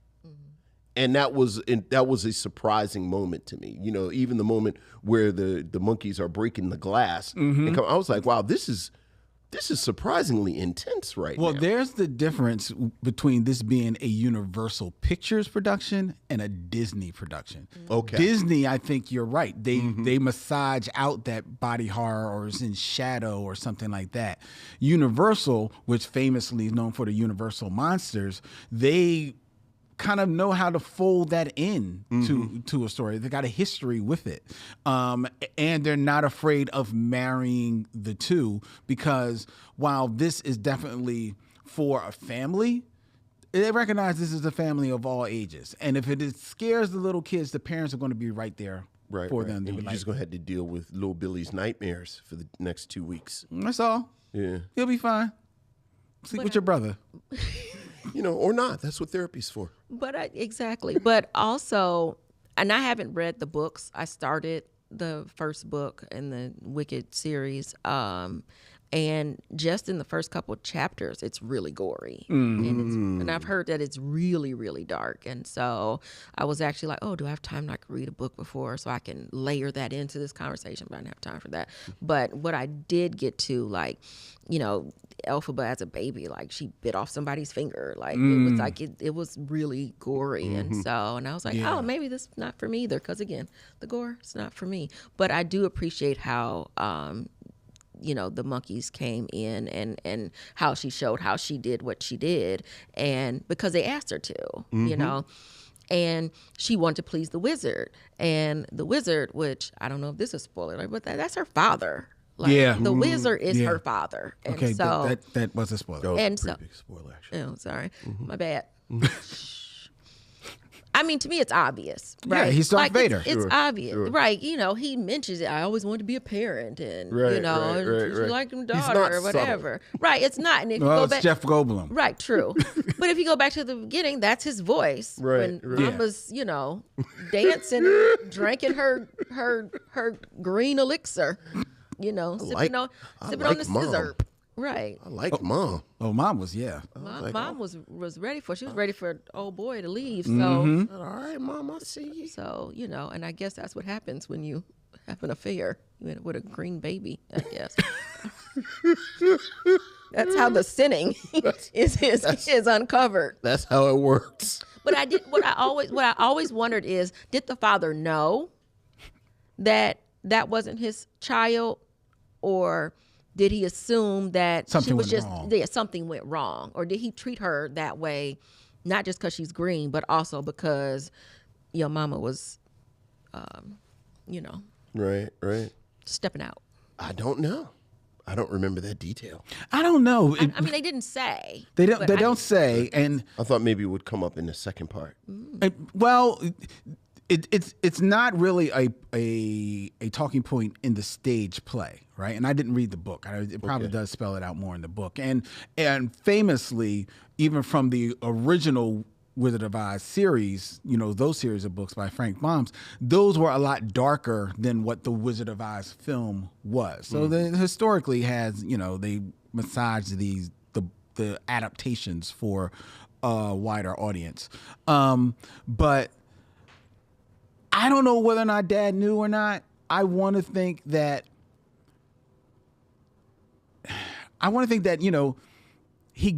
in the movie, not in the stage play, but in the movie, he gave his baby to a bear. So It's also true. maybe he knew, maybe he didn't But know. the bear was a nanny, so there's that. The bear was a nanny. So he had qualifications. The bear was a nanny. Dosey Bear had qualifications. It That's wasn't- true. It wasn't just some random Berenstein bear in the forest. It's not like you gave him to Michael Jackson and said, "Let's go in the cave." Michael Jackson, take my baby. Never mind. I'm going to give it to the bear. I'm gonna give it to the bear. The bear was very loving, though. It was bear was very loving. Much very more loving loving than the parent, for sure. bear. Yeah. Most certainly. I mean, even the mom didn't even say anything when he said, "Take it away." Yeah. But, She said nothing. because Mom knew. Okay, but still, it's still her child, even if it came from lust. It was still her child. It's a love child. That was her love child, That's right. She rolling around with a traveling salesman. right? Drinking the green elixir. Green elixir. Like, whoa. Whoa, indeed. All right. Okay, but before we, because it's getting a little late, let's ask and answer the question: Is Wicked a black film? I've thought a lot about this question, obviously. I think that this version, this movie, Wicked, feels like a black film because it lends to the black experience historically and in current times. And I feel like if you just pay attention in that way, it very much lends itself to being a story of the black experience. So I'm going to say yes. Vincent? I'll go along with that. I'm not going to fight that hard for it as a black film, but I do think, again, Meaning that if somebody argued that it's not. And certainly just looking at the text, because I do think any argument about this film's blackness revolves around this very specific casting. But that casting, pardon the pun, changes the complexion of the whole thing. It really does. I wonder how much is that as part of the director, John Chu. Well, again, I did not pay attention to this film and its development at all until Cynthia Erivo was cast. Like, she was cast, and then it was like, okay, I got it. It's like Micheaux mission stuff. Oh God, black people are involved. I guess I got to pay attention to it. But I do wonder about the conversations that led up to she's in the running for it, and then she gets cast. But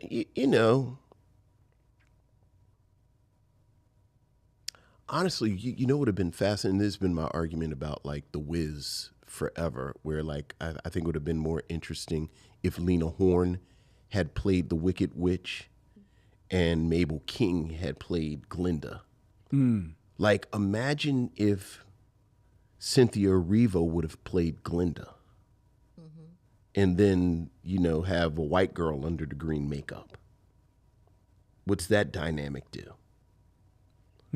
Like could a black woman have like could they have gotten, I'm just thinking about black woman with blonde hair. Like, could they have gotten Beyonce to play Glinda?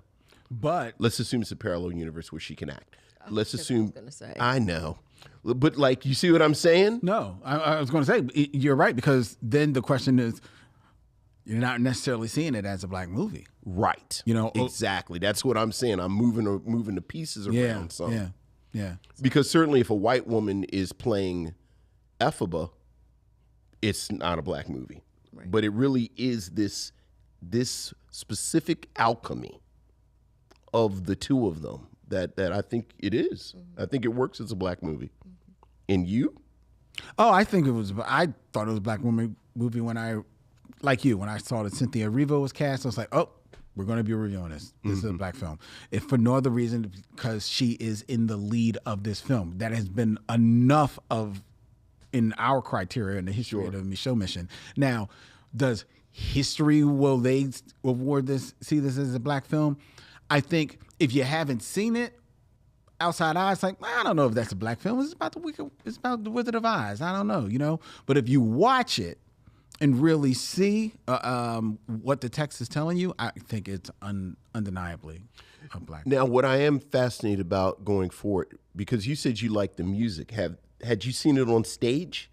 I actually was one of the few that I had not seen on stage. Wow, really? Yeah. So I am curious, but you did see it on Yes, stage. I did. So, like, I am wondering about that dynamic. Like, I saw it on stage with the all-white cast, and now I've seen the movie. And how does that affect your Well, view I of would it? say I've seen enough of, like, because I had listened to the music, so I knew who the characters were and I knew who played them, that it never crossed my mind to think about it as skin color, besides it just being she's green, right? It never crossed my mind to think about how people are treating her because she's green because of her skin tone, but more or less just because she's a witch. But also, I hadn't seen the context around the songs, right? And so I think that's the other thing about this movie is that even people I think who don't love musicals could get down with this because there's enough space between songs. It Yes, isn't there song is. after song after song. Yes, there is. It wasn't like all of a sudden we're just singing for no reason. It actually feels like it fits. But I think that also thinking about in the beginning, there are the posters of Elphaba, the propaganda, and Yes. they look nothing like her. Of course not. Of course not. And so it just made me think about caricatures of black people, or in blackface or whatever, and how evil they are, out to get the white ladies or whatever it is, black men we're going to do, and, whatever that is. And so that also led to, me thinking about this through the lens of a black person and as a black woman and being misconstrued as something that I'm not because of how I look and not for who I am. And so, I don't know if that I'd see it the same way if it would have just been all white characters. I probably wouldn't. I probably would have still enjoyed it, but I would have enjoyed it because I like musicals, not because it wouldn't have hit me in a deeper level in that way. And I think also, again, it came out right around time of the election. And so, there's that added a layer of tiredness to little blonde haired white woman betraying you. It was like, here we are, 53%. saying they're going to do one thing and then do something else because we vote in our own interest and we protect white supremacy, not, the feminist majority. All right. Well, we've come to the point where But Popular is a very catchy song. It is a good song. I love it. I love Defying Gravity too, though. Would you recommend that people see Wicked? Oh, yes. All 2 hours and 45 minutes of it. Watch it. It's a lot. You know what? Our attention spans have gotten shorter over the years, so we need something that grounds us, that keeps us still. This and Club Shay Shay, you could just sit still for a couple hours. This and Club Shay Shay. Wow, I mean, I didn't see that comparison. I mean, his shows are super long, sometimes longer than they need to be. Yeah. But there's a lot happening there. But folks are sitting still for it. So I believe in people that we can sit still for a couple of hours and watch something. Yeah. So yes, I recommend it. Vincent? I think the pluses outweigh the minuses. I do think they're a fair amount. I do think it's really long, but I do think there's enough in there to kind of keep you there. So I fall on the side of I would recommend it. Must be a lot of pluses because this is real long and it's part 1. So let's remember that. Yeah, but I think part 2 is where it gets really bananas. It does. Like I actually don't know if part 2 is going to be black because it's just bananas. Well, I don't think part 2 is going to be necessarily as black, but it'll be interesting because it'll still be Cynthia Erivo. So Sure. So the subtext will be there. Sure. But this is not much of a spoiler alert. But part 2 takes place kind of like in the same time of the actual story of the Wizard of Oz. Nessa Rose in them pretty shoes. Yeah. So Womp womp. this. So that'll actually be interesting. That'll actually be very interesting and actually real fun to take on. I'm actually looking forward to it. So yes, I would recommend that people see Wicked. And if you're watching on streaming, you have no choice because you've bought it. So Don't even get me started on that. why couldn't you come in March? Because we March, could you have could've rented rented it. Oh, I didn't know that. Well, I offered to see if you wanted to do a love story since it was Valentine's week, but y'all said no. So y'all wanted to see it. Y'all wanted to buy it. You just want to use me as a fall guy, but y'all want it. Now you have it forever. Now we have it forever. Oh. We do.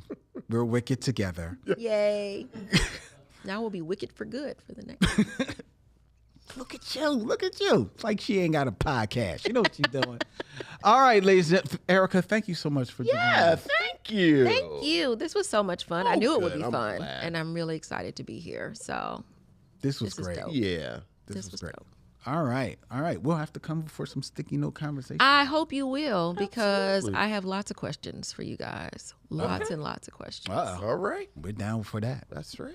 All right, before we tell you what we're going to be reviewing next week and our special guest next week, we invite you to let us know what you thought of our review of Wicked. If you have anything to say to us, have anything to say to Erika, email us at micheauxmission@gmail.com. That's MICHEAUX MISSION @gmail.com. The Micheaux Mission is also a proud member of The Podglomerate. They make podcast work such as ours, which is streamed every Tuesday night at 7 p.m. right here from Young Junk, Philadelphia's premier video podcast palace. If you want to book yourself in one of the beautiful studios that they have here available for your podcasting, then get in touch with our man Dylan at youngjunk.com. That's DYLAN at youngjunk.com. The Micheaux Mission is also on your favorite social media, and you can find us at Micheaux Mission. That means Instagram, that means Facebook, and of course, that means YouTube, where you can hit the bell, subscribe, and be advised when we go live, when we put up our videos, and you can join all of the missionaries that are in the chat. The Micheaux Mission is also a podcast available on Apple Podcasts, Spotify, and everywhere that you find podcasts. We actually release 2 episodes each week on Tuesdays, such as today. We release Mission Logs, the best of the Micheaux Mission, where we're in the midst of the Micheaux Mystic Connection. Today, Vincent, we actually posted our review of Strictly Business with Dorian and Simone Missick. Good time. It was done live in Brooklyn. And this episode, our review of Wicked with our good friend, Erika Washington, the best Washington, will be available for your streaming pleasure via as an audio podcast come Thursday morning. All right? Okay, next week on the Micheaux Mission, we have a very special guest. We have writer and culture critic Angelica Jade Bastien, and she is bringing us not one, not two, but three phenomenal black short films, starting with 1979's Killing Time, right here next week on the Micheaux Mission. Can't wait for that review. Promises to be a lot of fun. Until then, he's Vincent, that's Erika, I'm Len, and in parting we say, We'll see you when it's time to meet again.